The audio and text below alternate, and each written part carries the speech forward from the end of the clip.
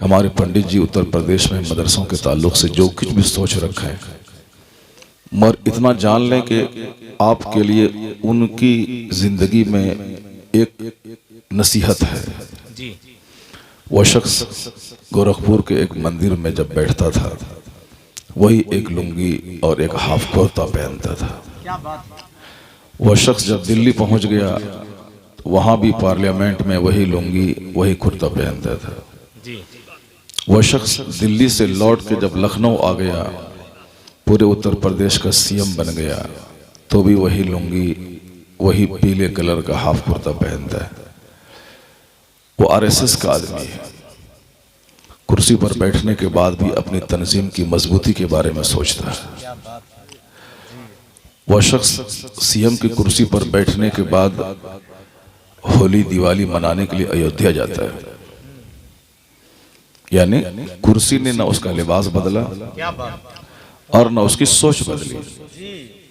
हमारे जो लोग विधायक बनने के बाद अपने आप को तिस्मार खां समझते हैं, जिनका लिबास बदल जाता है, जिनकी बोली बदल जाती है, जब तक विधायक नहीं बने हैं आलिमों से दुआएं लेते हैं। विधायक बन गए, अब शराबियों की महफिल में रहते हैं। जब तक सांसद नहीं बने थे, मस्जिद मदरसा खानका आते हैं। सांसद बनने के बाद अब वो 5 स्टार होटल में रहते हैं। अब उनके फ्रेंड सर्किल में अखियार रहते हैं, अपने लोगों को धुतकारा जाता है। सोच बदल जाती है, लिबास बदल जाता है। उन लोगों को पंडित जी से सबक हासिल करना चाहिए कि जो मंदिर से लेके सीएम की कुर्सी तक लिबास नहीं बदला। काश मेरे बच्चे भी उनको देखकर सबक हासिल कर लें। मैं गरीब रहूंगा तो भी मुस्तफ़ा का गुलाम बन के रहूंगा। मैं अरबपति बन जाऊं तो भी मुस्तफ़ा का गुलाम बन के रहूंगा। मैं प्रधान रहूं तो भी मेरा लिबास इस्लामी होगा, और मैं वजीर आजम बन जाऊं तो भी मेरा लिबास इस्लामी होगा। जिस दिन यह सोच बन गई तो फिर तुम तरसोगे नहीं। हिंदुस्तान भी तुम्हारा है, अमेरिका भी तुम्हारा है, जापान भी तुम्हारा है, चाइना भी तुम्हारा है। कफस की तीलियों से लेके शाखे आसिया तक है। तुम बोलोगे मेरी दुनिया यहाँ तक है, मेरी दुनिया वहाँ तक है। जिंदाबाद हजरत, बहुत अच्छा। दीवार पे भी नसीहत रहे, उसको गौर से देखना चाहिए और अपनी जिंदगी में प्रैक्टिकल तौर पर उतारना चाहिए। बहुत अच्छा। आज हमारे बर्क साहब ने मुझको, जिंदगी में मैंने पहली बार इनको इस तरह से देखा। कोई दूसरा हमारा जवान लीडर होता है, दिन रात मुलाकात होती रहती है। वो आए 5 मिनट महफिल में बैठा, 5 मिनट भी नहीं, बस मैं आ गया, चेहरा दिखला दिया। बहुत सारा काम है, यहाँ है वहाँ है, हाउस चल रहा है, ये चल रहा है, वो चल रहा है, कुछ नहीं चल रहा है। उसको यहाँ दिल नहीं लगता है, भाग गए वो। बहुत सारे लोग हमारे सामने झूठ बोलते हैं। अब साहब किसी से बात नहीं हो रही, फोन ऑन किया, हाँ मुख्यमंत्री जी मैं कल आ रहा हूँ लखनऊ, आपके साथ मिलकर मैं चाय पीऊंगा। कोई बात ही नहीं कर रहा, वो सिर्फ हमको सामने वाले को दिखलाने के लिए वो कह रहा मुख्यमंत्री से मेरा रिश्ता और नाता है। आया, चेहरा दिखलाया, झूठ बोला, चला गया। मगर इस ज़ईफ बुढ़ापे में इन्होंने बता दिया कि अखलाक से दिल जीता जाता है। क्या बात है, बेशक बेशक। वरना लगातार कई टर्म से संभल जैसे एक छोटे से जिला से जीतना, जहां मुसलमान जहां कसरत से रहते हैं वहां इख्तलाफ ज्यादा होता है, वहां सबके टांग खींचने वाले लोग रहते हैं। मगर उसके बावजूद इस बूढ़े शेर ने कई बार जीत दरवाजे दर्ज करके बता दिया, सिर्फ गन स्कड मिसाइल से नहीं जीता जाता है, जंग तो अखलाक से जीती जाती है। बहुत अच्छा, बहुत अच्छा। अल्लाह तबारक व तआला इनको सेहत अता फरमाए, लंबी उम्र अता फरमाए। एक फख्र है हमें भी, बहुत अच्छा, पूरे हिंदुस्तान के लोगों को। माशाअल्लाह, सुभान अल्लाह, क्या बात है, क्या बात है। हम तो 80-85 सोच रहे थे, 94 साल के, मगर हजरत 94 ईयर्स, 94 साल के इकलौता सांसद हैं। सुभान अल्लाह, सुभान। और यहाँ भी आवाज सबसे ज्यादा जवानों से ऊंची निकली। क्या बात है, क्या बात है, क्या बात है। अल्लाह तबारक व तआला इनको, जी हाँ,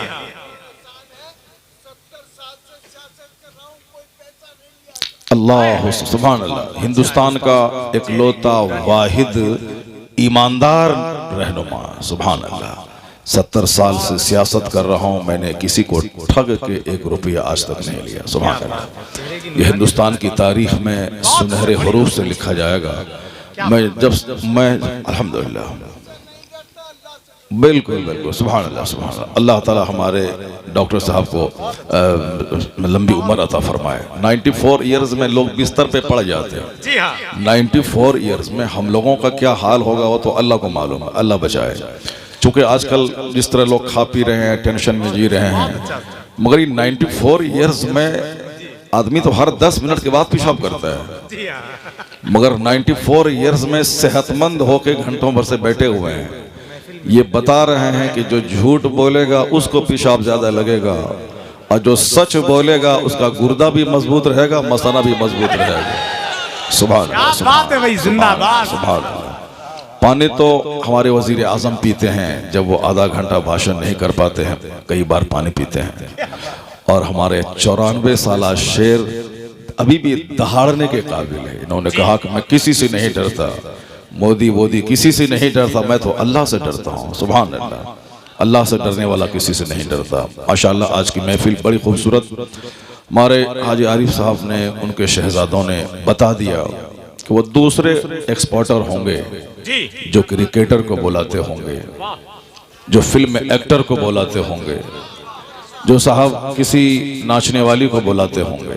हमारे बिहार में एक नेता था जिन्होंने बहुत खूबसूरत घर बनाया, तो उसके इफ्तिताह करने के लिए बम्बई से एक्टर को बुलाया था ताकि सारे लोग भीड़ लगा, गैर मुस्लिम था, तो उन्होंने एक्टर को बुलाया था करोड़ों रुपए खर्च करके ताकि भीड़ जमा हो और लोग जाने कि मैंने अपने एक नए घर का शुभारंभ और इफ्तिताह इनॉग्रेशन किया। लेकिन खरबों में खेलने वाला इस सेठ ने बता दिया कि नाच गाना तुम्हें मुबारक हो, हमारी दौलतें बढ़ती जाएंगी, जिक्र खुदा की मजलिस बढ़ती चली जाएगी। सुभान अल्लाह सुभान अल्लाह। क्या बात है। इन्होंने मदरसा चलाकर, चेहरे पे दाढ़ी सजाकर, नमाजों की पाबंदी करके और आलिमों से दोस्ती करके बता दिया कि दौलत दूसरे लोगों को बहका के जहन्नम पहुंचाती है। कुछ लोग हैं जो उस्मानी गनी की सुन्नत पे अमल करते हैं, जिन्हें दौलत जन्नत की तरफ ले जाती है। अल्लाह तबारक व तआला इस नेक खरबपति को सेहत और तंदुरुस्ती के साथ देर तक दीन की खिदमत करने की तौफीक अता फरमाए। आमीन आमीन। बहुत बड़ा मजमा, मुरादाबाद की सरजमीन में इतना बड़ा मजमा कभी कभी देखने को मिलता है। आज से 4-5 साल पहले मैं 15वीं शबान को ईदगाह इलाके में आया था जहाँ बहुत बड़ा मजमा था। उसके बाद ये पहला इज्तिमा मैं देख रहा हूँ अल्हम्दुलिल्लाह। तो मैं आज चाहता हूँ कि 2-4 बातें कुरान करीम की रोशनी में आपके सामने रखूँ। आप यहाँ से उठ के नहीं जाएंगे, वादा है आपका? आप नहीं जाएंगे ना? नहीं जाएंगे माशाअल्लाह। जब आ गए हैं तो नहीं जाएंगे। नहीं आना था नहीं आते, आ गए हैं तो नहीं जाएंगे। डॉक्टर साहब अगर परेशान हैं या फिर तबीयत जवाब नहीं साथ नहीं देती है तो बिल्कुल बसद शौक अब आ गए, बहुत देर तक बैठ गए, आपका इस्तकबाल है सबों की तरफ से, सारे उलमा की तरफ से। अगर आप जा सकते हैं तो आप जाएं, या अगर थोड़ी देर बैठ के इस फकीर का आवाज़ सुन लेंगे तो बहुत एहसान होगा आपका, बड़ा अच्छा लगेगा मुझे भी बयान करने में। मैं आज एक सांसद के सामने बयान कर रहा हूँ, बहुत अच्छा। और फिर हम अपने शेर के सामने बयान कर रहे हैं, क्योंकि मैं इनके इस बयान से काफ़ी खुश था जब इन्होंने बयान दिया था और मीडिया में आया था। और शायद मुझको नहीं जानते होंगे, क्योंकि मैं भी अल्हम्दुलिल्लाह हिंदुस्तान में किसी से डरता नहीं हूँ और हक बात डंके की चोट पे कहता रहता हूँ। मैंने आज से 2-3 साल पहले भी मैंने ललकार के कहा था, ऐसे मत जियो जुल्म करके, विनाश तो हो ही जाएगा, ये तो तय है, चाहे आज हो चाहे कल, मौत तो सबको आनी है। मगर कुछ ऐसा काम करके जाओ कि मरने के बाद लोग कहें कि एक इंसाफवर दुनिया से चला गया। जुल्म मत करो वरना तुम तो रहोगे नहीं, क्योंकि जब हमारे दूसरे लोग नहीं रहे तो तुम कैसे रहोगे। हिंदुस्तान के पहले प्रधानमंत्री जवाहरलाल नेहरू नहीं रहे, उस इंदिरा गांधी नहीं रही, पीवी नरसिम्हा राव नहीं रहे, चंद्रशेखर नहीं रहे, अटल बिहारी वाजपेयी नहीं रहे, गुलजारी लाल नंदा नहीं रहे, लाल बहादुर शास्त्री नहीं रहे, चंद्रशेखर नहीं रहे, तो तुम भी नहीं रहोगे। और अलबत्ता इतना जरूर है कि इसी मुरादाबाद की सरजमीन से एक आवाज निकली थी, कोई गुल बाकी रहेगा न चमन रह जाएगा, पर रसूलुल्लाह का दीन हसन रह जाएगा। कोई नहीं रहेगा मगर मुस्तफ़ा का दीन रहेगा। अजान रहेगी, नमाज रहेगी, मस्जिद रहेगी, मदरसा रहेगा, खानका रहेगी, कलमा बुलंद होता रहेगा। कलमा मिटाने वाला खुद मिट जाएगा और जितनी दुश्मनी वह करता चला जाएगा, मुस्तफ़ा के गुलामों की तादाद बढ़ती चली जाएगी। अल्लाह तबारक व तआला हम मुसलमानों को सब्र और हौसला से जीने की तौफीक अता फरमाए। हिंदुस्तान की सरजमीन के जर्रे जर्रे से हमको प्यार है, ये हमारा वतन अजीज है। ये मैं यहाँ आज़ादी के साथ आज जलसे कर रहा हूँ। आज पूरे हिंदुस्तान में दूसरी कौमों के सारे जलसे बंद हैं, मगर आज अल्हम्दुलिल्लाह 3 महीने से लगातार 3 दिन भी मैं अपने घर में नहीं रहा हूँ। पूरे हिंदुस्तान के जलसों में शिरकत हो रही है। लॉकडाउन में दूसरी कौमों की हिम्मत जवाब दे गई, मगर लॉकडाउन के बाद मुसलमानों की हिम्मत एक नए सिरे से और जवान हो गई है कि इनके चेहरे पे मुस्कुराहट और इनके दिल में हौसला इस बात की दलील है कि मुसीबतें दूसरों को पस्त कर देती हैं, मुसलमान मुसीबतों से और निखर के जवान होता हुआ सामने आ जाता है। हमने देखा कि जलसे भी बढ़ गए, मुसलमानों की सोच भी ऊंची होती चली जा रही है। अल्लाह तबारक व तआला आप सबों को सलामत रखे। मैं आपसे कहना चाहता हूं कि हिंदुस्तान का जर्रा जर्रा हमारा है, यहाँ के जर्रे जर्रे से प्यार है, हमें आज़ादी है। यहाँ मैं दुबई में इस तरह के जलसे नहीं कर सकता, बहरीन में इस तरह के जलसे नहीं होते हैं, वहाँ जलसे होते हैं। दुबई में 3 साल पहले मैं गया था, 10-12 तकरीरें मेरी हुई वहाँ पे, लेकिन ओपन इस तरह से नहीं होता है। बंद कमरे में, मस्जिद के अंदर, हाल में, इस तरह से आम जगहों पे नहीं कॉन्फ्रेंस होती। मिस्र में नहीं होती, प्रोटेस्ट होता है, जुलूस होता है, आमतौर जलसे नहीं होते हैं। मगर अल्हम्दुलिल्लाह हम अपने हिंदुस्तान में कोई दिन ऐसा नहीं गुजरता जिस दिन बड़ी से बड़ी कॉन्फ्रेंस नहीं होती है। हम रोजाना एक न एक नया मदरसा कायम करते हैं, बगैर रजिस्ट्रेशन के हम मदरसा चलाते हैं। हम मदरसे में मजहबी तालीम देते हैं। हमारे यहाँ दिल्ली जो हिंदुस्तान की राजधानी है, सुबह सवेरे आप वहाँ चले जाएं, किसी छत पे खड़े होकर अजान फजर सुने, ऐसा लगेगा दिल्ली नहीं है, इस्लामिस्तान है। क्या बात, बेशक, सुभान अल्लाह। चारों तरफ से जब फजर की अजान आती है तो दिल बाग बाग हो जाता है।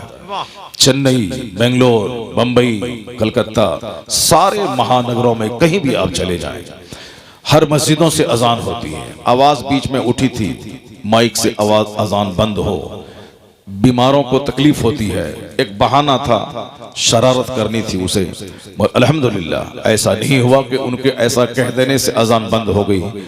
मस्जिदों में अजान आज भी हो रही है, बगैर माइक के भी अजान कहीं हो तो भी माइक से ज्यादा बुलंद आवाज हो जाती है।